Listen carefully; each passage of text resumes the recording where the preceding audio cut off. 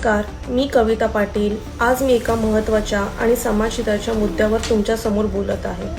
Murbad नगरपंचायतीकडून Jhunjarrao complex सोसायटीच्या खासगी मालमत्तेवर जिचं अजूनपर्यंत नगरपंचायतीकडे हँडओव्हर झालेलं नाही, तिथे विनापरवाना कॉन्क्रीट रस्ता आणि पार्किंगचं काम सुरू करण्यात आलं आहे, तेही मालकांची संमती न घेता। हे काम केवळ काही लोकांच्या मागणीवर नियमांच्या विरुद्ध करण्यात आलं आहे।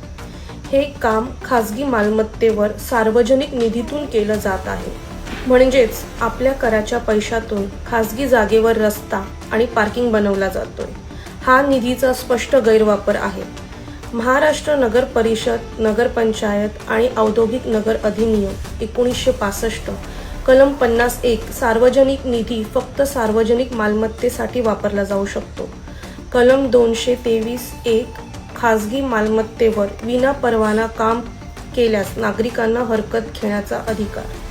महाराष्ट्र प्रादेशिक व नगर रचना अधिनियम 1966 कलम 52 मंजुरीशिवाय विकास काम करणे हा गुन्हा आहे, म्हणजेच कोणतेही काम करण्यासाठी योग्य परवानगी, मालकांची संमती आणि लेखी मंजुरी आवश्यक आहे।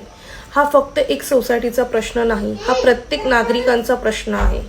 आम्ही नगरपंचायतीकडे लेखी हरकत नोंदवली आहे। आता जबाबदारी त्यांची आहे की हा निधी कुठे आणि कशासाठी वापरला गेला हे स्पष्ट करावं।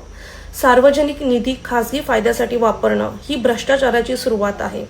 आपला हक्क, आपली मालमत्ता आणि आपले पैसे यांची जबाबदारी आपण विचारायची। हा व्हिडिओ जास्तीत जास्त लोकांपर्यंत पोहोचवा। तुमचा एक शेअर म्हणजे एक आवाज न्यायासाठी।